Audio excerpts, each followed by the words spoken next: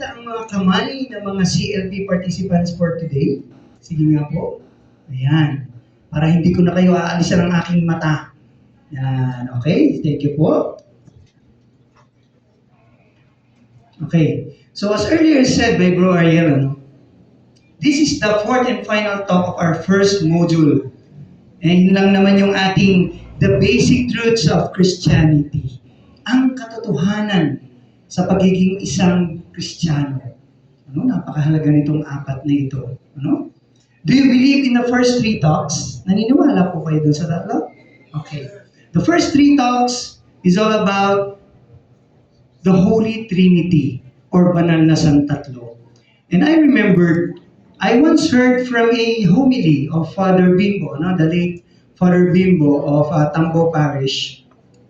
He once said, and I heard, sabi niya, to be able to fully understand, para daw po lubos nating maunawaan ang banal na Santatlo, kailangan muna nating makarating sa langit.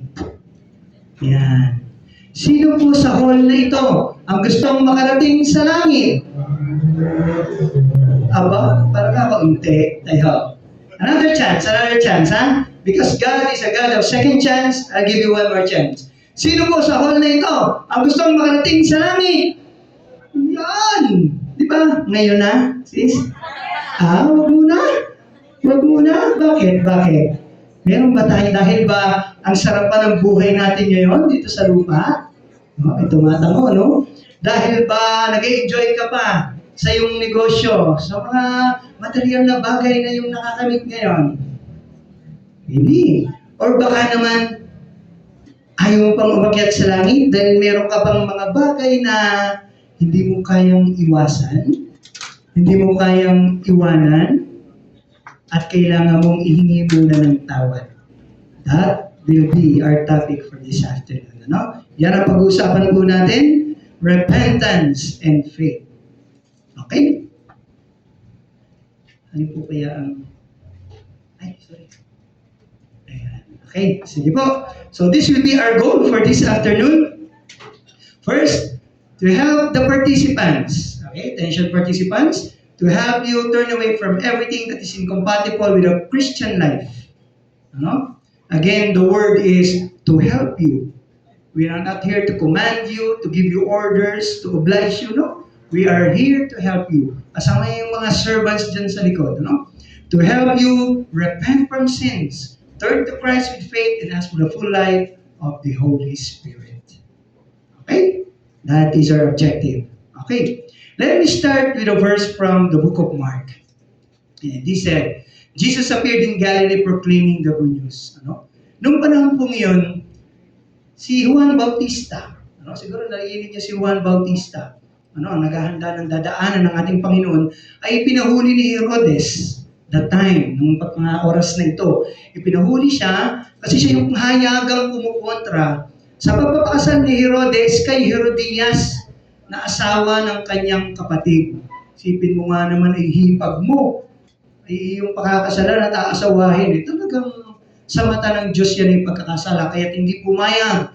Si Juan Bautista, hayagan niyang ipinahayag ang kanyang pagsalungat. Kung kaya naman siya ipinahuli, he was imprisoned. And later on, he was executed. Sa kulungan. And that time, Jesus went to the Sea of Galilee. Sabi niya, tinipo niya yung mga tao. Sabi niya, this is the time of fulfillment. Sabi niya sa mga tao, eto na yun. Eto na yung pinakihintay natin. Our dear participants, let me tell you, today is a time of fulfillment. Do you believe? Amen? Yes. You being here is not by coincidence. This was long prepared by God for you. Many were chosen, but only you who are here were called. Palakpakan natin ang Panginoon. This is the time of fulfillment, sabi niya. Sabi ni Lord, eto na yung tsansa na ibinibigay ko sa inyo para lumapit sa akin at tanggapin ang aking mga biyaya. this is the day. Ano? This is the day. Now, let's talk about repentance. Ano po ba ang kailangan kong gawin para lubos kong matanggap ang Panginoon sa aking buhay? First, He asked us to repent. Kaunting pagsisisi, kaunting pagninilay, kaunting pagtitika sa ating mga kasalanan. No? Yun yung hinihingi sa atin. Madali ba? Pero wala na sagot, mukhang mahirap. Repentance means a significant change in your lifestyle, grabbing the old sets of ideas which you have lived for so many years. Ilang taong ka na ngayon? 20? 25? 30? Habit mo na yan? Lagi mo na yung ginagawa?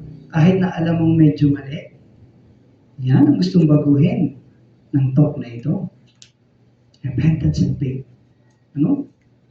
Sino ba dito ang mga husband? Father's Day. Tapos mo mga Father's Day. Father's Day. Mga fathers. Happy Father's Day. Ayan. Kita nyo? Hindi ko lang malaman kung ilan sa mga husband na ito ay medyo mahina ng pandinig. Ano? Siguro. Meron ba ditong mga wife na pagka umaga na ay parang trompa? Ano? Yung wala akong katigil-tigil. Ano? Walang period. Walang koma. Nakakabingo yan. Ano? Ganyan ka ba? Or ikaw ba yung taong hindi na nauhulasan? Ha? Bang laging gusto yung may tatak, may turok, sabi nga sa salitang kanto? Ano? O ikaw ba yung lalaki na sobra kong magmahal? Ha, Brother Marlo? Na ang pagmamahal mo yung maaabot sa iyong kapitbahay, sa iyong kumare, sa iyong katrabaho. O ba yan? Ikaw ba yung tao na wala nang hindi kinainggitan? Ha? Ikaw ba yung tao na may kinikimkim na galit sa iyong kapamilya? Sa iyong kapatid? Sa iyong katrabaho? It is being called to repent. And you're going to adopt the new ones. After this Christian Life program, after the program that God has prepared for you, after you have become a member of this community, God is promising you that you will be a new one. Amen? Very exciting. Kaya huwag kayong bibitaw. Talk number 4 pa lang to. 3 module po ito. And as the days goes by, it's getting more exciting. Maniwala kayo sa akin. Okay? Because repentance is not just turning away from evil, but allowing Jesus to change your life. May negosyo ka? Doble ang tubo mo? Bisan nga, triple pa. Sabi sa BCBP, be fair and just in your business dealing. Naku, naka-attend ako ng talk number 4, kailangan ko raw medyo umano sa aking mga kasapal. Ito, babawasan ko ba ang tubo ko? Baka mamaya ikapusin ako sa budget, wala akong maipambili, wala akong maipambili sa Shopee, ganyan, no? So medyo matatakot ka, no? And sometimes, yung mga nakaugalian mo na tuwing Biyernes ng gabi, Sabado ng gabi, nandun ka na sa Patay Sindi, umiinom, nagsasaya, ititigil mo yan, syempre. Di ba? And of course, you will feel empty. That void space, sabi dito, let Jesus fill that space. Yun ang mission ng BCBP. Di ba? Siyempre, pag iniwasan po natin yung mga bad habits natin, yung mga nakaugalian natin, na medyo taliwas sa kanyang pangaral, medyo nabuboring ka sa buhay mo di ba? Kaya ang nangyayari, bumabalik tayo. So repentance is allow Jesus to enter your life. Hayaan mo siyang magpatakbo na yung buhay. That's the true repentance. Because there are always misconception. Ano? Sabi ng iba, narinig ko. In-invite ko sa breakfast, in-invite namin, sumunod na Sabado, hindi na bumalik. Ano? In-invite namin sa CLP, naka-attend, sunod na talk, hindi na bumalik. Bakit po? Gawa nga daw ng talk na ganyan. Hindi pa raw siya handa na magsisi. Sabi ko, kailan yung hubala? Siguro pag nagtitiro na ako, yung gano'n, siguro pag tumanda na ako sa kanan, enjoy ko pa yung buhay. There's some misconception, brothers and sisters. Ano? Wala pong oras yan. Sabi ko nga sa iyo, this is the time of fulfillment. Yung iba po kasi, sige, magbabago ako, sige, dahil nag-attend ako ng BCBP, sige, But after a while, pag wala nang nakakakita, no, pasimple ka, gumagawa ka pa rin. Hindi po ganun true repentance. True repentance means turning away from sins itself and objectively accepting Jesus into your life. Ready kayo? And your participants? Ready na? Parang wala. Hindi pa ready. Sige, kunti pa. Okay. What are the steps that we need to do in order to repent? Bro, gusto ko na naman bumalik. Gusto kong bumalik. Kung ano itong inihanda sa akin, parang excited ako. Ano bang dapat kong gawin? First, be honest. Another question. Sino po sa hall na ito ang magsasabi ngayon na wala siyang kasalanan? Taas ang kamay. Kita nyo, participants, yan ang BCBP. Mapalakpakan natin. Ano? Believers, they're so honest that they're accepting that they have sinned. Bakit po? Alam mo, there are sins that we call the sins of omission and the sins of commission. Diba? Sin of commission. These are doing the things that you shouldn't do. Ito yung talagang direktang paggawa mo ng kasalanan na alam mong kasalanan. So, we're aware of that. But there's this so-called sin of omission. Ano po yun? For not doing the things that you should do. May ganyan kaya tayo. Diba? Natural sa mga tao, diba? Pag may nag-aaway dyan, nag-aaway sila. Ay, hindi ako makikilam dyan, alis na lang ako. Diba? Ayoko madamay dyan. That is a sin of omission. Because meron kasamang magagawa kung sana'y inawat mo man lang sila. Okay? Meron naghahanap, alam mo kung nasaan, alam mo katotohanan, pero hindi mo sinabi kasi ayaw mong madamay, ayaw mong makialam. That is a sin of omission. Not doing the right thing. Kaya itong mga nasa likod po ng mga servants, alam nila, maliit man o malaki, knowingly, tayo'y nakakasala araw-araw sa isip, sa salita, at sa gawa. It's inevitable. Because of the world we're living on. Prone tayo. Kaya may ganitong community is para wag tayong malubog pailalim. Diba? Laging magpapaalala sa atin.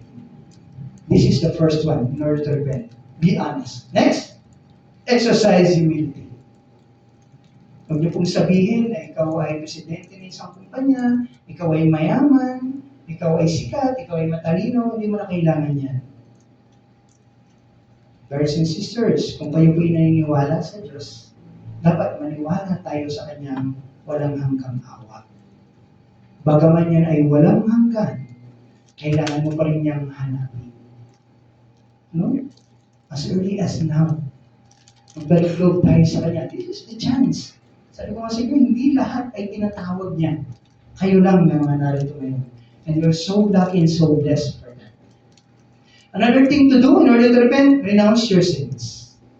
Kung meron ka pong ginagawa, okay, hindi ko sinasabing lahat ay meron. Kung meron lang, this is the source of your sins. Ito yung tao, bagay, lugar, na pinanggagalingan at nagiging sanhi ng iyong kasalanan.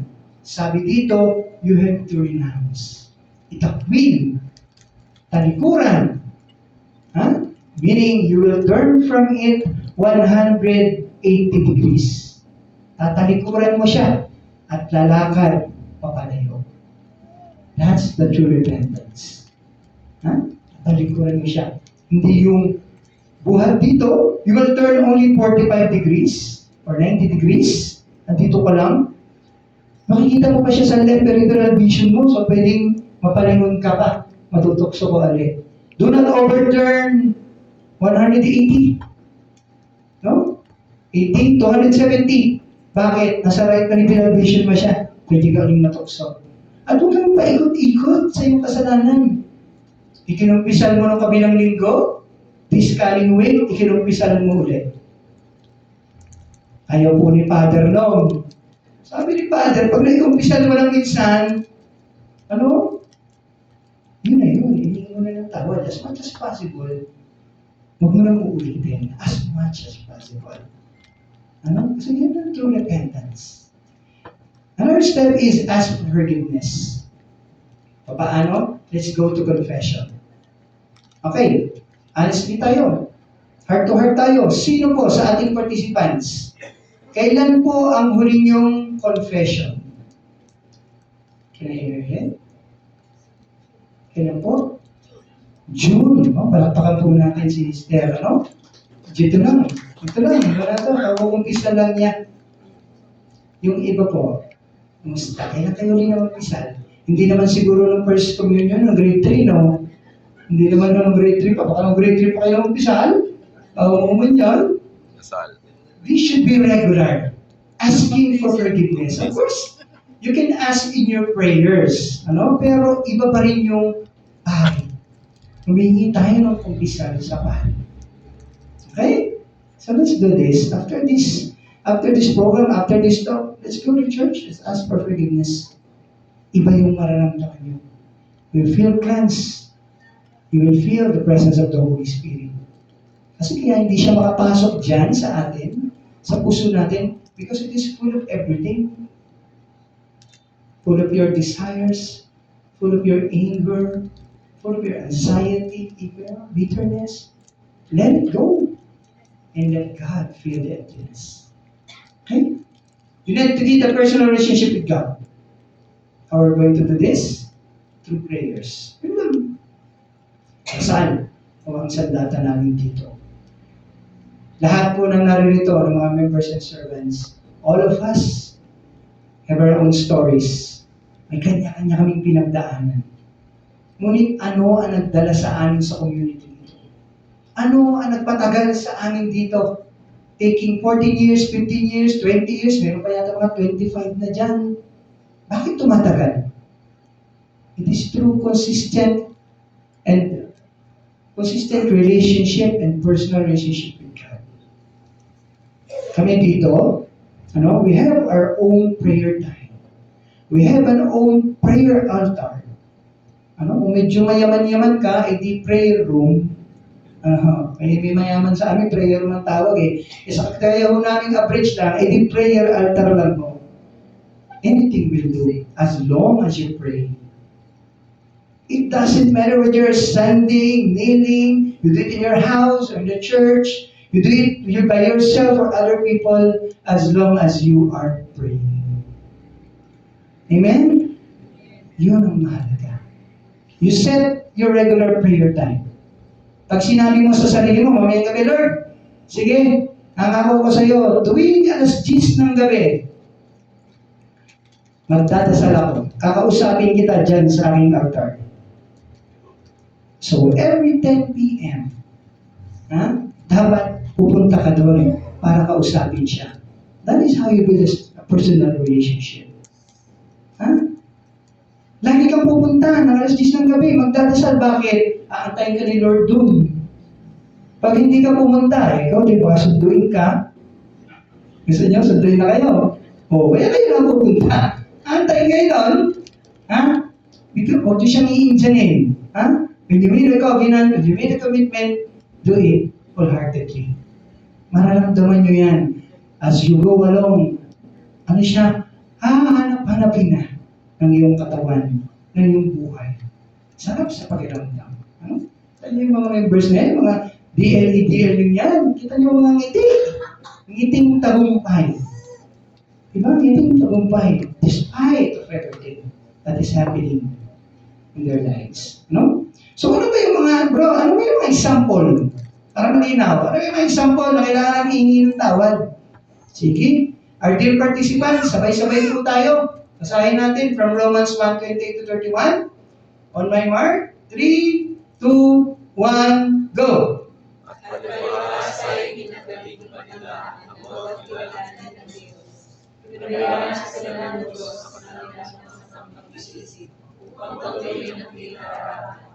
Putunan ng lahat ng kasakiman, kalikuan, puspos at pananilihan.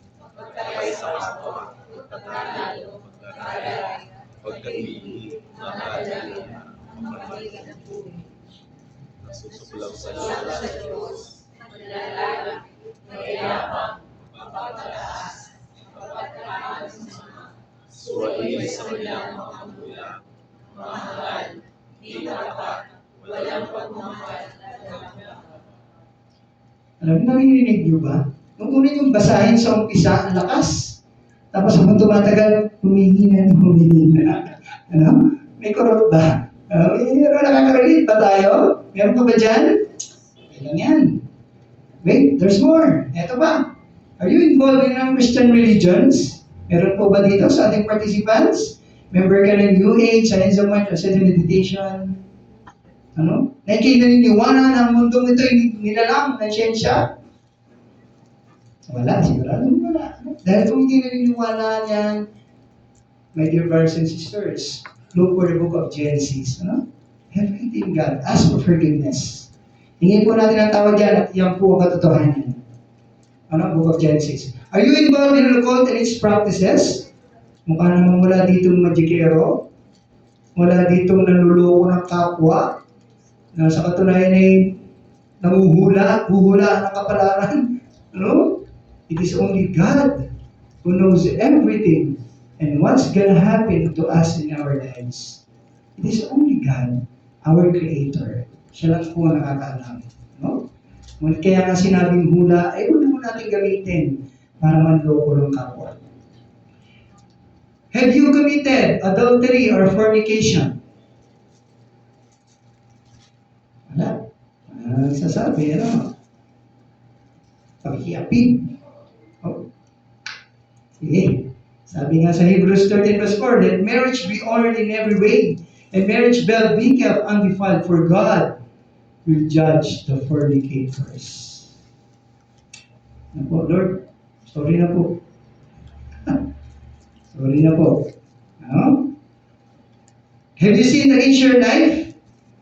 Meron po ba dito na hindi man ginawa ay nag-participate sa isang murder, abortion? Ha? Hindi nga ikaw yung doktor na naglalaglag pero tinuro mo naman ako sa bibili? Tinuro mo naman ako. Sarsi lang ikakortan lang katapat niyan. Ano? Ikaw ba yan? You have sinned against life. Ask for forgiveness. Have you attempted to commit suicide? Meron bang nakaisip dito na pakasan ko na lang ang buhay ko? Or have you participated in euthanasia or the mercy killing? Have you sinned against your fellow man? Minsan ka na bang nakapag-nakaw sa kapwa, sa kabanang bayan? Ganyan. Have you cheat? Did you cheat? Did you lie? Slander? Gossip? Ikaw ba yung marites ng taon? Ikaw ba yan? Ikaw ba yung naninira ng kapwa? Mapanirang puri? Brothers and sisters, you're sinning against your fellow man. Have you sinned against yourself? Mukha namang wala. Mukha namang fresh na fresh ang kutis itong mga nandito. Wala naman nung nakasalamin sa tirik ng araw. Wala kang addicted to drugs, addicted to alcohol. Ano mga kasama? Sabi dito, in 1 Corinthians 6 verse 9, you must know that your body is the temple of the Holy Spirit who is within you. You are not your own. Kailan ba natin tinanggap ang Holy Spirit sa ating sarili? Kailan po? Nung tayo ay baptism. Yung baptism. Diba? When we were baptized, the Holy Spirit entered us. Ano? Yan sabi ko dito, your body is a temple of the Holy Spirit. Ang ibig mong sabihin niyan, let us be contented. Huwag nating abusuhin ang ating sarili. Ano? Kasi meron naman akong nakikita na, kasi tabi naman, pero sabi nga dito, that is a gift from God. Diba sa talk number 2, anong sabi? What is God like? Siya ay kamukha nating lahat.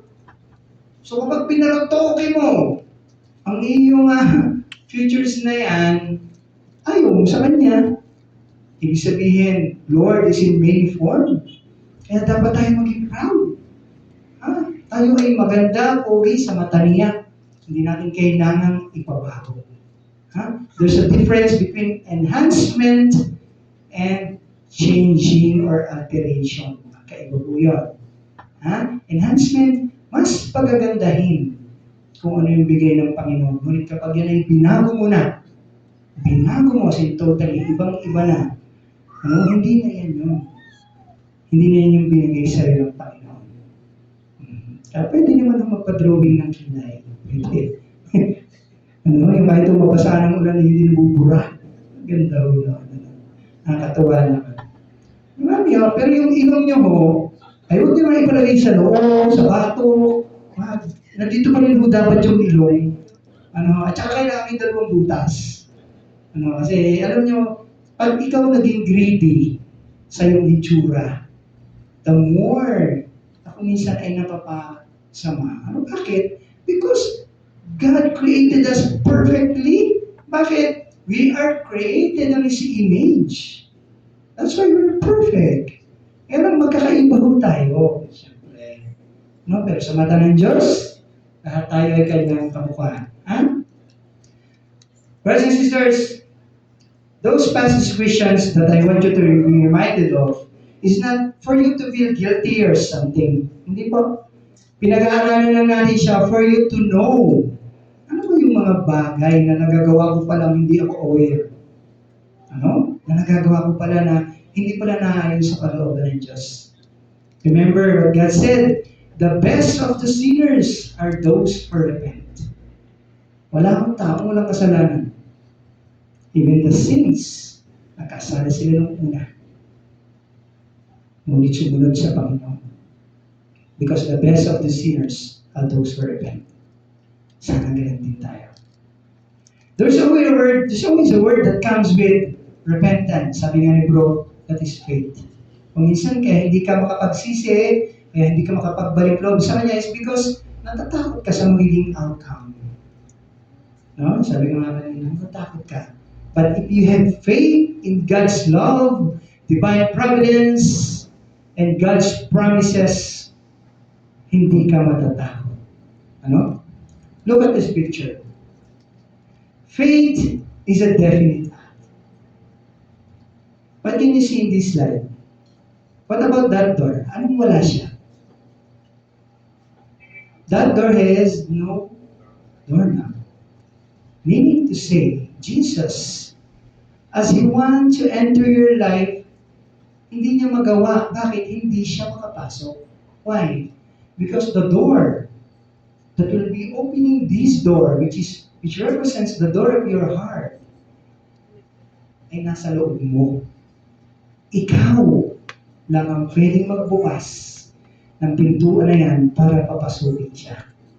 Because faith is an individual act.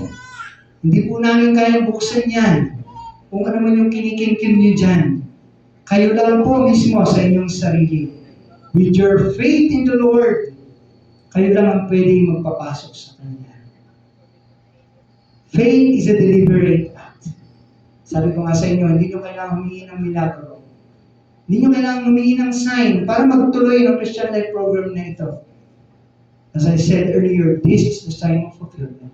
Sinabi na niya, ito na yun. Maniwala kayo sa mabuting balita. Brothers and sisters, faith is an urgent act. Sabi nga kanina, huwag na mag-alinlangan. Punta na tayo kay Lord. Lapit na tayo sa Kanya through this community. Why? Nothing is certain. Wala akong nakakasigurado. Bukas, makalawa, hanggang kailan ang ating buhay? Wala. Malay mo, pag tumulog ka mamayang gabi, sayang-saya ka pa. Pagising mo bukas, patay ka na. Diba? Parang kung magigising. Nagising ka, patay na ako. Hindi ka na nakahingi ng kasal. Hindi ka na nakahingi ng Hindi ka na nakapag-confess. Di ba? Faith is an urgent act. Hindi po bukas, hindi sa makalawa, hindi sa isang linggo, kundi ngayon. Open your heart to the Lord. Open your heart. Because He's there, in front of you. He is omnipresent. Nandyan siya, katabi nating lahat. Kumakatok sa ating puso. To let Him enter your life. Faith is an indispensable act. Dasal tayo ng dasal. Dasal tayo ng dasal. Pero nagtatampo ka na, bakit? Hindi mo matanggap. Ano ba ito? Isang taon ko na pinagdarasal, 2 taon ka nagdarasal, hindi naman nangyayari. Don't lose hope. Don't lose faith. Kasi pag sinabi ng Panginoon na ibibigay sa'yo, ibibigay sa'yo. Ask and you will receive. Seek and you will find. Yun ang sabi niya. Yun lang yun. Because, bakit hindi ka kailangan mainit? Because there are 3 reasons. Bakit po? Siguro yung matagal mo nang dinadasal, hindi niya binibigay dahil una, hindi yan makakabuti sa'yo. Ayaw niyang bigyan ng ganitong kayamanan. Ayaw niya kasi nakikita niya, malululong ka sa kasalanan. Hindi niya bibigay sa'yo. Second reason, hindi niya ibibigay sa'yo dahil hindi pa oras. Diba? Anak, hindi ko pa ito ibibigay sa'yo, hindi pa oras. This is not the time. In my perfect time. At pangatlong dahilan kung bakit hanggang ngayon di pa naririnig yung prayer is because hindi yan ang gusto niya para sa'yo. Meron siyang mas maganda pa na nakahanda para sa'yo. Amen? Yan yun. Huwag kang maiinip. Have faith. Have faith na tatanggapin mong lahat yan. Ang biyaya ng Panginoon. Let me tell you a story of hindi matatawarang pagtitiwala at faith. This happened, according to the Bible. May isang ating gabi, madilim. Yung 12 apostol naglalayag uli sa lawa ng Galilea. Sasakay sila sa bangka. Madilim. Sa di kalayuan, may nakita silang liwanag ng hugis tao. Naku, natakot na. Natakot na yung mga apostol. Sabi na, ano to? Multo. Sabi na, multo. Takot sila. Ngunit yung liwanag na yun, ang hugis tao ay nagsalita. Huwag kayong matakot. Ako ito, si Jesus. Anong sabi ni Pedro? Si Pedro na may pinakamatakas at matibay na pananampalataya among the disciples. Anong sabi niya? Jesus, ikaw pala yan. Gusto ko rin lumakad sa tubig. Gusto kong lumapit sa'yo. Natuwa si Jesus. Wow! Grabe ang pananampalataya ni Pedro. Halika, Pedro! Lumapit ka sa akin. Kaya si Pedro, dahan-dahan bumaba ng bangka at mag-umpisang lumakad sa tubig. Ganun katindi ang kanyang faith. Ngunit, sa di kalayuan, nakakita siya ng malalaking alon. Nakakita siya ng malakas na bagyo. Ano naramdaman ni Pedro? Nagkaroon siya ng takot. Nabawasan ang kanyang pananampalataya. Nawala yung focus niya sa Panginoon. At ano nangyari sa kanya? Unti-unti siyang lumubog sa tubig. Brothers and sisters, kung ano man ang ating pinagdadaanan sa ngayon, do not lose. Focus tayo sa Panginoon. He is here to redeem us. Nandito siya para akayin tayo. Kung kaya nalulubog na si Pedro, nung sabi ni Jesus, hinawakan niyang kamay at iniahon sa nalalapit na kamatayan. At anong sabi ni Jesus, Pedro, bakit ka nag-aalinlangan? At yan ang gustong itanong ni Jesus sa bawat participant natin ngayon. Kapatid, anong dahilan? Bakit tila ikaw ay nag-aalinlangan? That is Jesus asking you. We have 3 aspects of faith, brothers and sisters. We have the doctrinal faith. Lahat tayo dito Kristiyano Katoliko. We recite, Apostles' Creed. Kasama yan. Sa bawat misa, sumasampalataya ako. Kapag yan nire-recite mo, that is your doctrinal faith. Hindi po natin basta nire-recite yan. Yan ay binibigkas natin ng buong puso at paniniwala. That is doctrinal faith. We believe in incarnation, the forgiveness of sins, the resurrection, and the life everlasting. Another aspect of our faith is the providential faith. Confidence in God's abiding love, grace, power, such as we believe all things work out for good. Ano ba ang pumipigil sa'yo? Ha? Para manumbalik sa Panginoon. Dahil ba may kaunting kang daya? May kaunting kang daya sa iyong negosyo, sabihin na natin. Or may kaunting kang galit sa iyong kapwa. Ano, ako, kapag ito'y tinigil ko, baka ako'y kapusingin. Baka ako'y maghirap. Baka hindi ko masustain ang aming kabuhayan. Huwag kang matakot. Have providential faith. God is our greatest provider. No? Kaya bakit di ka maka-attend ng Christian Life Program? Ako, hindi ako maka-attend ng CLP. Bakit? May kliyente akong kakausapin. Ay kukuha ng insurance ng asawa. At pakiramdam daw niya yung malapit na, kailangan makakuha ng insurance. Eh, ikaw naman ako. Pero na to, hindi na ako attend ng CLP. What? Umattend ka ng CLP. Ha? Nagkasabay eh. Put God first. At makikita mo, marami pang darating na ganyan sa'yo. God will provide. Not even a tenfold, but even 100-fold. Ha? Maniwala po kayo. We are the living testament. Nangyari na, pinatunayan ng Panginoon for the blessings that we are receiving until today. Ano? Ganyan siya kabait. He's a providing God. Expectant faith, the faith that actively against God's promises. Ito ho, simula nung ako maging member ng BCBT noong 2013, dito ako natutong magsabi na, Lord, kiniklaim ko na mangyayari ito. Diba? Sabi niya, in your prayers, believe that you will receive it and you shall have it. Maniwala ka lang, kapatid. Subukan mo lang. Subukan mo. Have that expectant faith.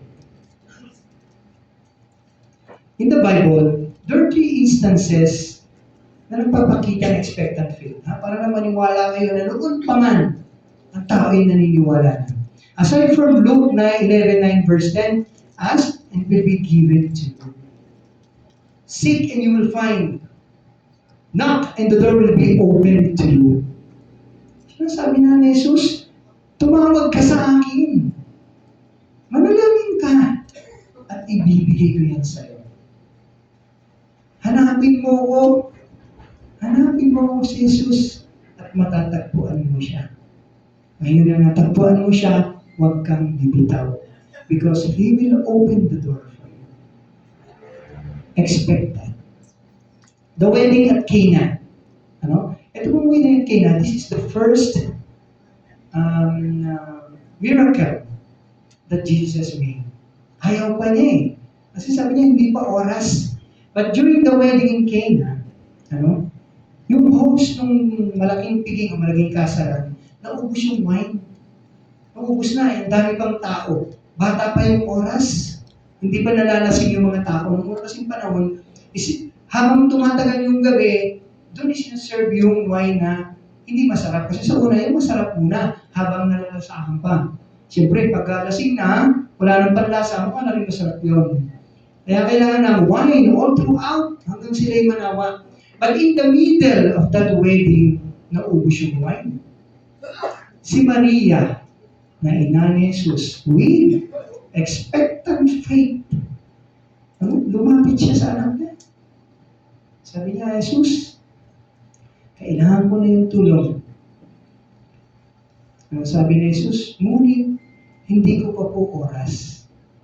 Sabi, hindi pa na oras na gumawa ng milagro. Pero si Mary, with expectant faith, naniniwala siya na hindi siya pababayaan ng kanyang anak. And indeed, after a while, pinaligaw ni Jesus ang lahat ng banga o takayan. Stone jar. Pinaligaw niya. So nagtaka yung mga tao, sabi niya, hindi ko ito kailangan namin ay alak, tubig ho ang laman. O, nang sabi ni Maria, gawin niyo kung ano ang kanyang sinasabi. And Jesus turned everything, those I think 5 or 6 jars, into wine. Hindi niya binigo ang kanyang ina. Because Mary has expectant faith. Tayo pa kaya na mahal niya in John 3:16? Ha? Mahal na mahal tayo ng Diyos. Tayo pa kaya ang tanggihan niya? Expect and to be given to you. The last scenario, the Roman centurion. When he tells Jesus just to order healing his servant, yung isang Roman general, malaman niya yung kanyang alipin, ngunit may sakit. Hindi na niya madala kay Jesus para pagalingin. Alam mo parang yung ginawa ng Romanong sundalo. Lumapit lang, Jesus, pagalingin mo ang aking alipin.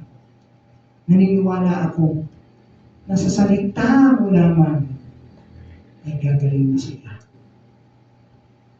Hindi kailangan hipuin, hindi kailangan dalhin, salita pa lang, gagaling na. That's an expectant faith. Brothers and sisters,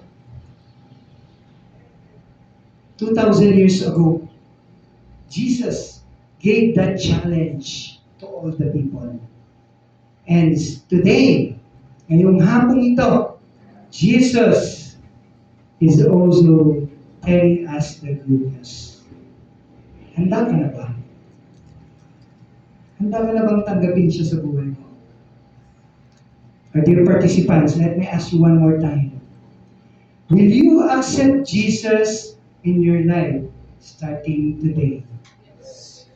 Yes. So meaning you are going to complete this whole Christian life program and be with this community to serve you. Amen? Amen. Palakpak po ulit, tatapusin yung Christian life program. Yan! Matatapos sa biyaya ng Panginoon. To close my talk, ito po naman, So to close my talk, let me give you a very short story. 1 minute lang ng aking sharing. Kasi ang sharing pong marami nasa breakfast. 13 years ago, my dear participants, 13 years ago, I am one of the sinners. Isa po ako sa makasalanan. Our married life, nandiyan po ang asawa ko. Our married life, and the first part of it was bombarded by temptations, bitterness, hatred, resentments, infidelity, lies. Ano na? Away ng away. There came a point in our life, my dear brothers and sisters, that my wife Elsa and I, each in our own way, attempted to commit suicide. Hindi na namin kaya. In my own way, in your own way, tinangka po namin wakasan ang aming buhay. I've sinned against my wife. I've sinned against my life. I've sinned against my fellow men. I cheated. She lied. She gossips. She slanders. I turned on to my vices and repeated wrongdoings. Grabe. Until such point in our life that Jesus Christ knocked in the door of my heart and invited me to a BCBP breakfast and a Christian life program like this. Half-heartedly though, I respond to His calling. Since then, God's love, divine providence, divine forgiveness, lahat na ng blessings manifested in our lives. Grabe.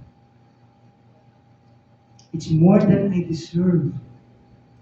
It's more than we asked for. That's how faithful our God is. Pero ano yung tanongin? Why am I doing this? A former sinner giving you the talk on repentance and faith. Gusto ni Lord ako mag-talk? Bakit? Gusto niya makita niyo ako mismo ang witness? that the best of the sinners are those who repent. I repented for my sins. I renounced my wrongdoings. And by put my 100% faith, and I surrender everything to our Lord Almighty. Magandang hapon.